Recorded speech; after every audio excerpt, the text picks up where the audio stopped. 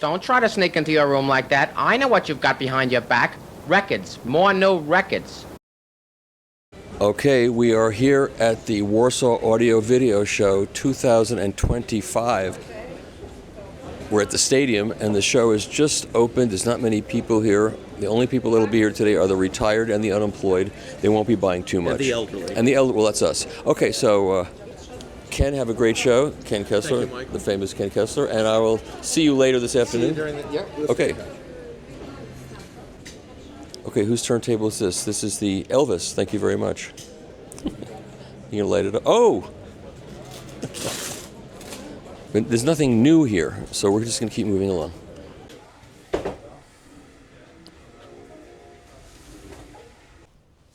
Give the orange crowd their due.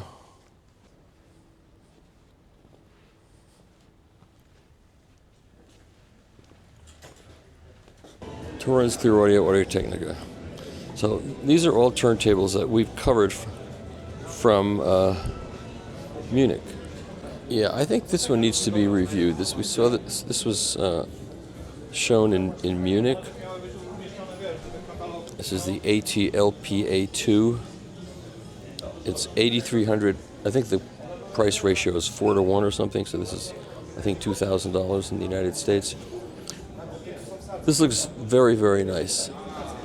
I think it's worthy of a review.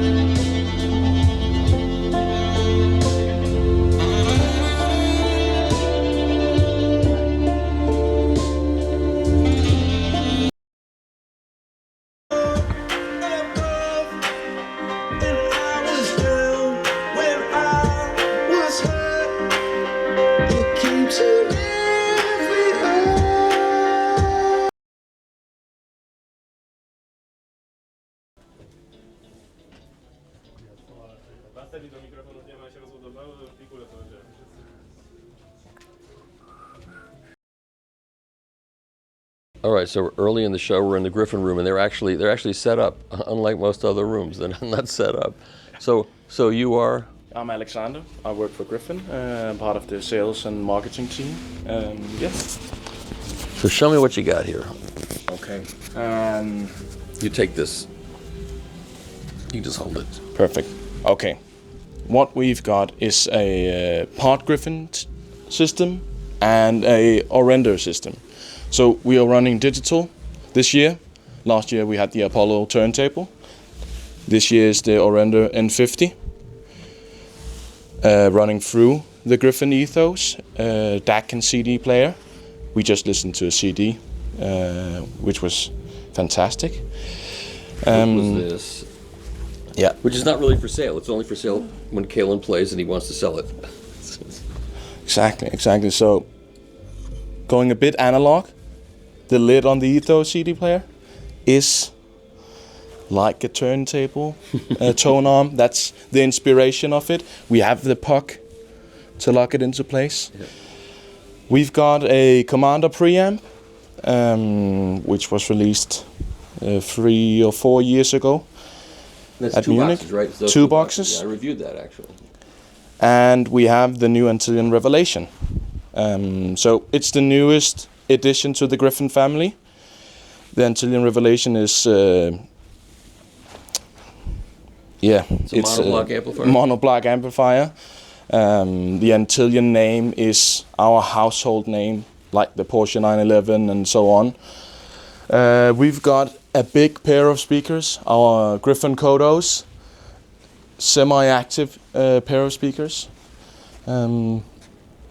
They are about 2.4 meters tall, and shipping weight is 1.3 tons. They've got a 1,000 watt amplifier on the back, Class AB, which is fantastic.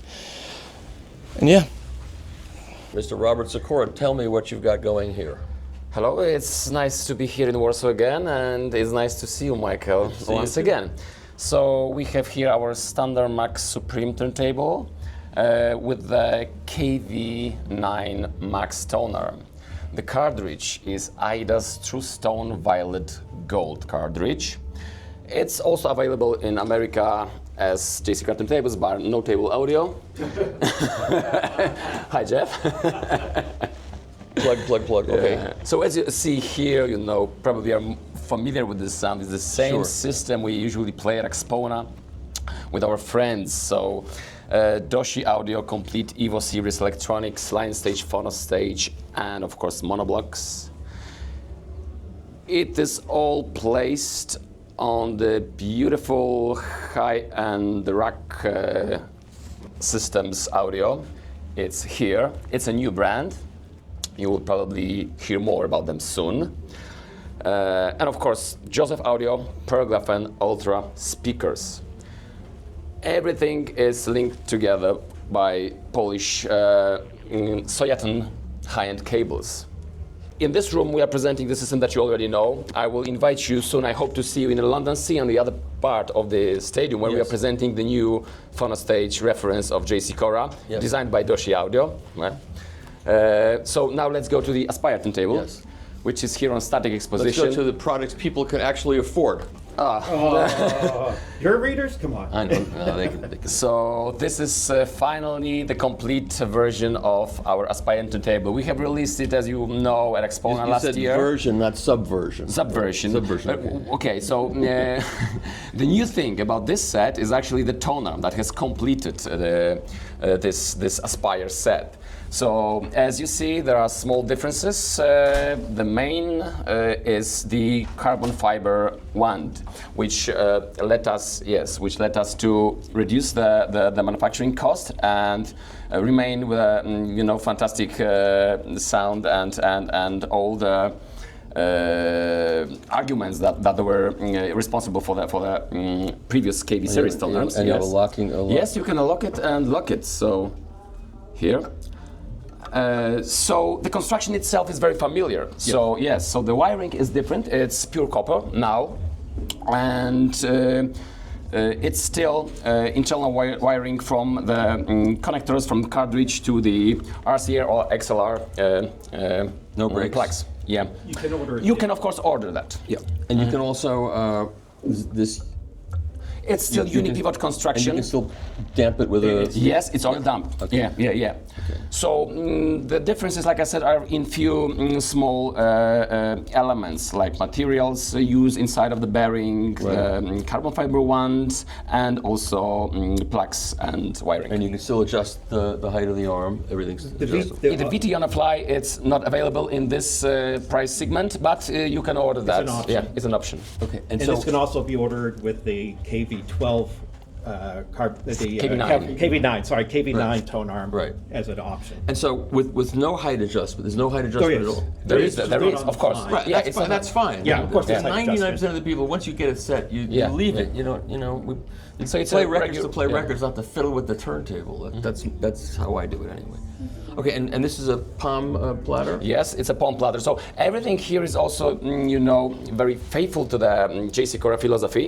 I mean, we have a full aluminum 3 centimeter thick plinth. Right. It's PA6 aluminum. We have anti-resonance spikes that are used in all higher models. Okay. So aluminum, ceramic, and stainless steel.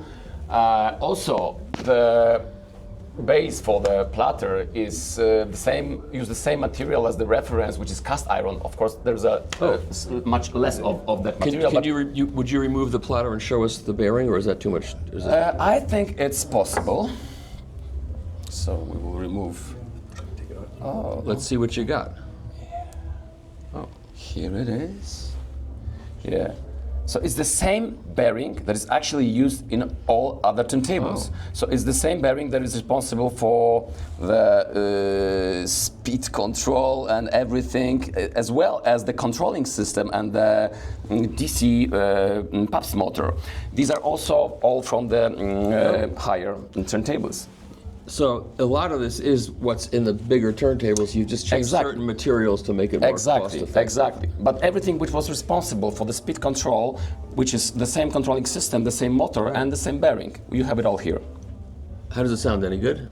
It sounds. I've heard it sounds perfect. Yeah. That's a rumor. That's what they said on the screen. Okay. Okay.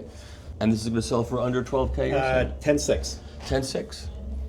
No tariffs yet, right? That includes the tariff. Includes the tariffs. Okay, fine. No, Sikora and Notable are subsidizing a significant amount of the tariffs. So this is the same turntable we just saw in the other room. Yes, and this is the version that was Jeff have mentioned that this is upgraded with the KV9 Kevlar tone arm. So already here you have KV series tone arm, which you already know. And it comes with the puck. Yes, of course. Everything you see here, it's included. And of course, it's available in 3 standard finishes, which is this matte black, the silver that you have seen, and also the white one. Same price. Yes, same price. 12,800. 12,800 For the tone arm. with this arm, So it's upgraded another. arm. So it's only like that $2,000. Yeah, more or less. Yeah. Okay. Let's hear it. Okay. But so this is a whole new section for this show. This was not open last year.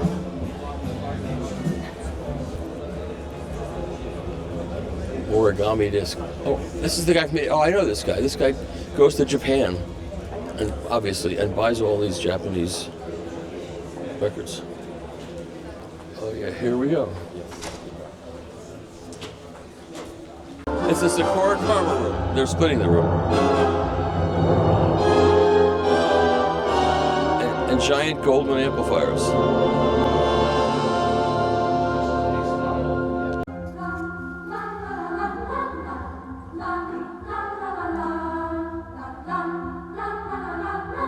And here we are in the our main room at the AVS. This is the new section of the audio video show, which was opened this year, and we have a few very big rooms here, which was the occasion to present here our high-end system with our friends from Kharma and Goldmund.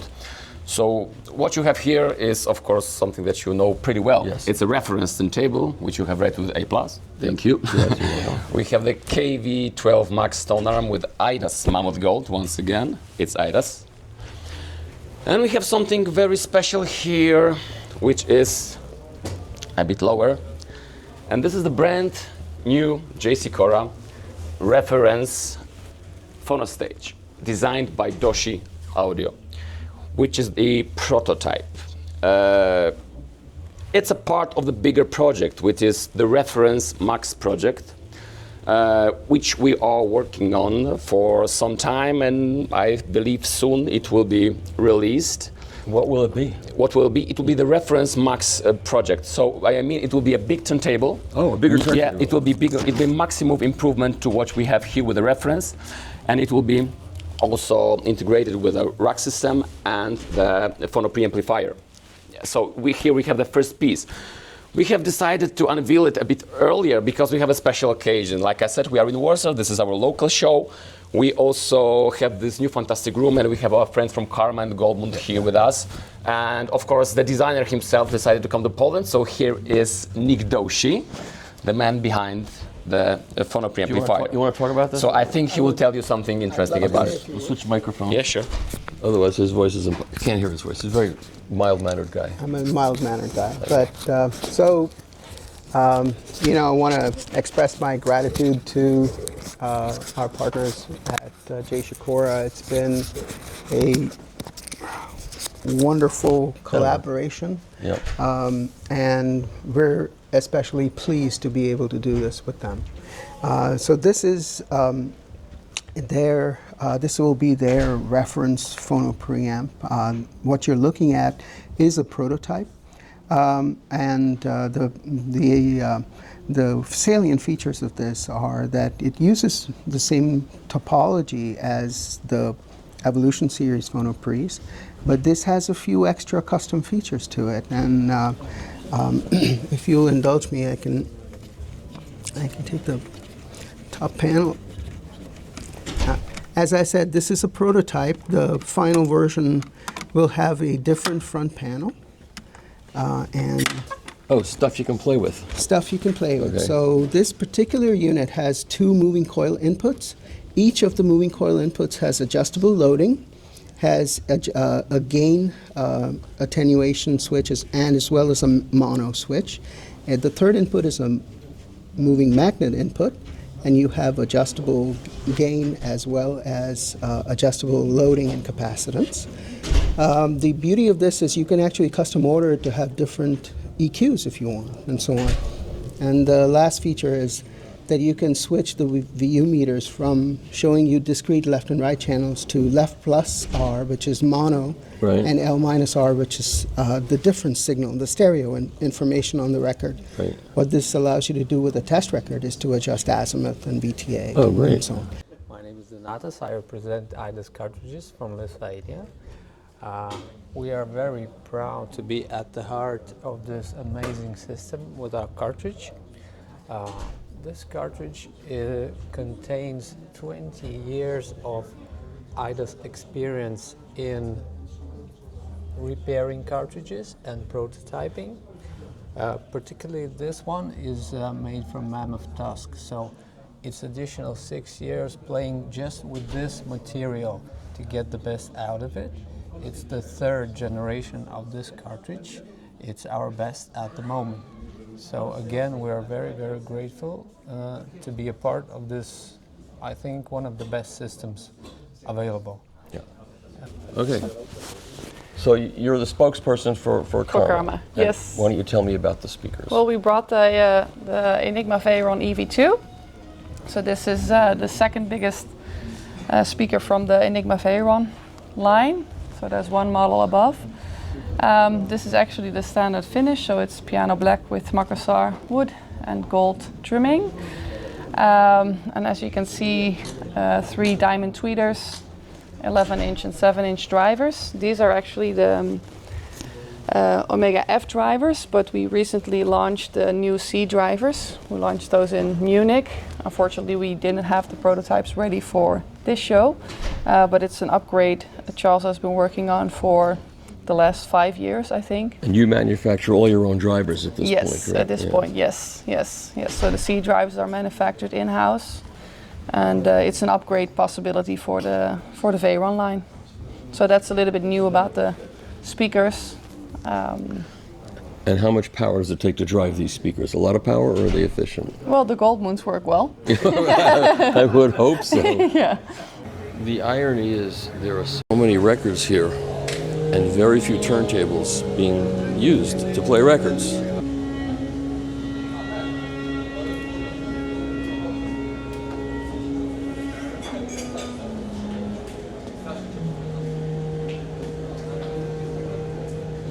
That's a great record. I got that one. Yeah, it is. Fantastic. It is.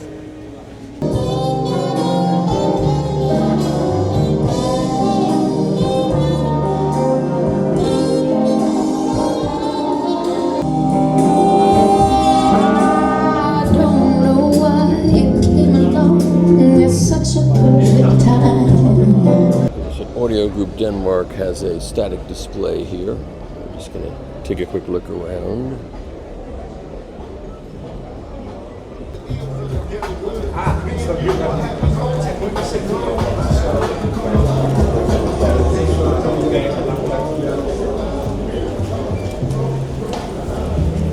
Vinyl is dead. Remember that. Vinyl is dead.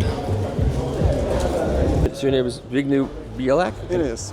Yes. I'm bad with pronunciation. Okay, and you're an graphic artist? I am a graphic artist. I've been doing this for over 15 years now, mostly record covers of rock and metal bands. Oh, Ghost. Some of quite high repute internationally. Yeah.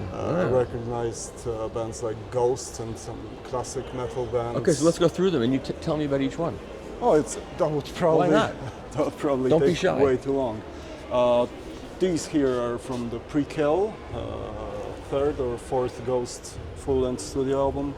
With each album that we've been doing together, the record cover is one thing, but there is a whole lot of stuff going on the inside. As for song illustrations, extra layout elements. So in these cases, these are accompanying illustrations for each song. So there's quite a substantial body of work with Ghost. How did you connect up with the guys from Ghost? Oh, they were very small when we met, so it was. It's my 6th or 7th record with them. So we started in 2010 or 11. And they've stuck with you because you were a fan of theirs. Quite a while. Yeah, and we all stem from the same kind of musical background because I've been, as a profession, I'm an architect, so I've been looking for some ways of just drawing in the sad age of digital supremacy.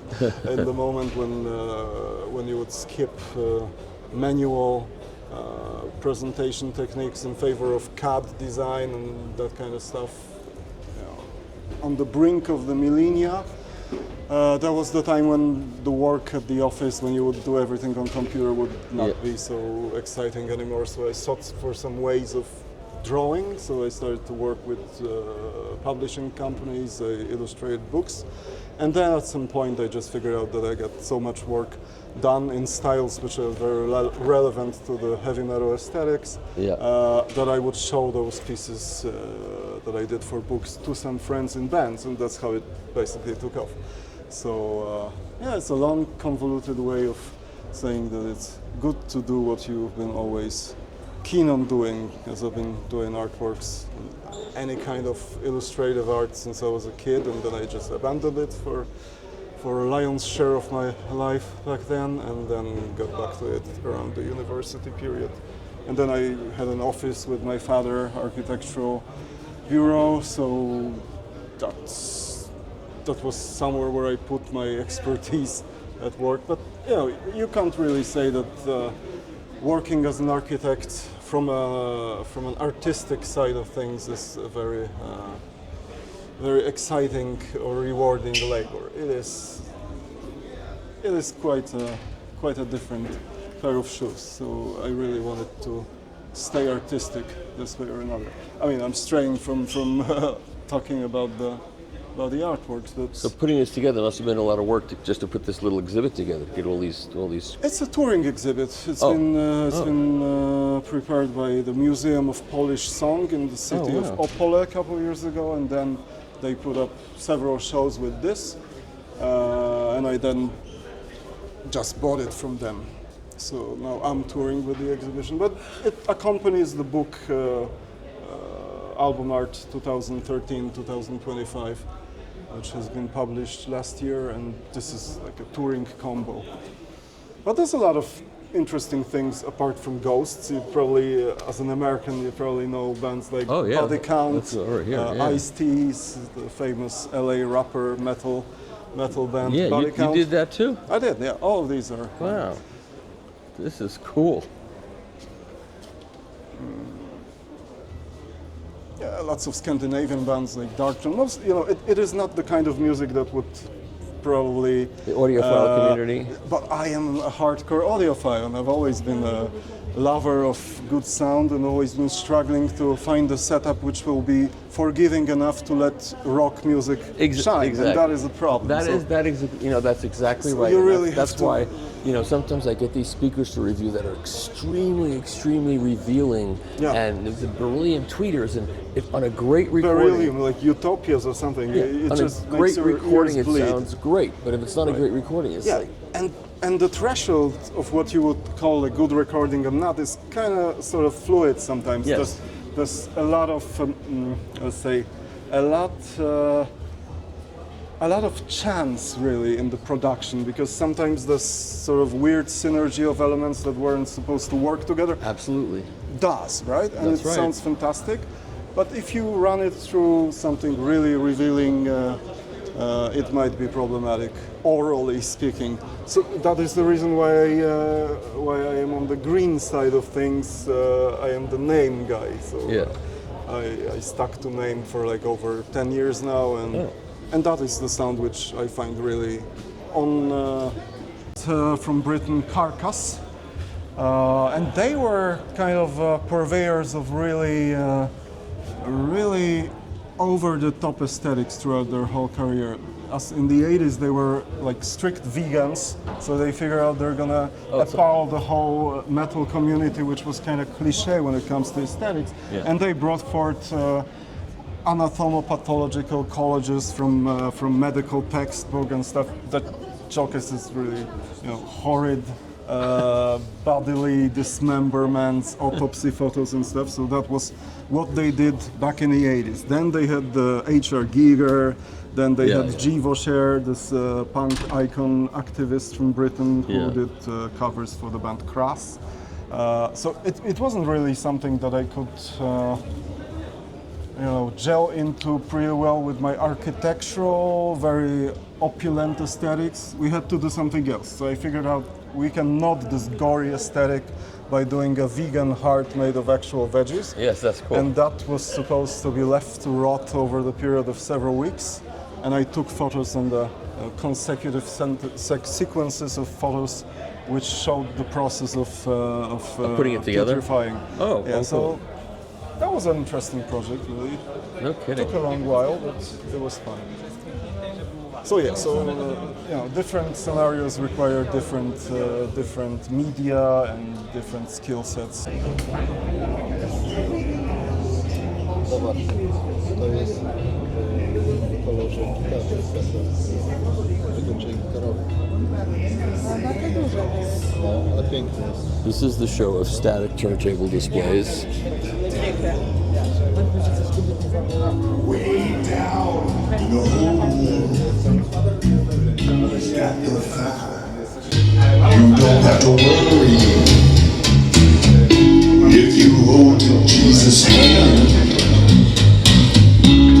We'll all be safe from Satan when the thunder rolls.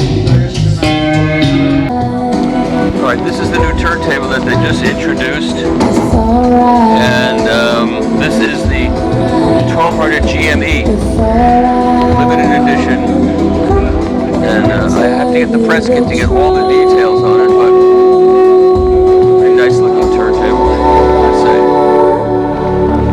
That's all I can say without having gotten to look at the press kit. Okay, we're in the EMM Labs room here. I think he's got some Magico speakers here. Is that what we're doing here? Maybe you got a kid, maybe you got a pretty wife. The only thing that I got been bothering me my whole life is to stay true. Please don't stop. Please don't stop. Okay, we're in the Macintosh and Rockport room.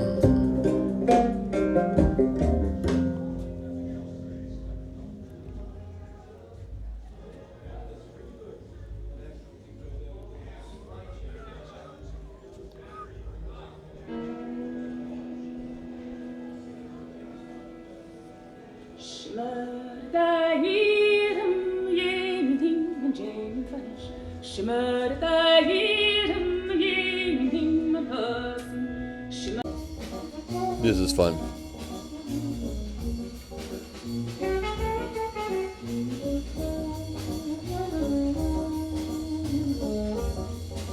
Don't handle your records like Magic Johnson does.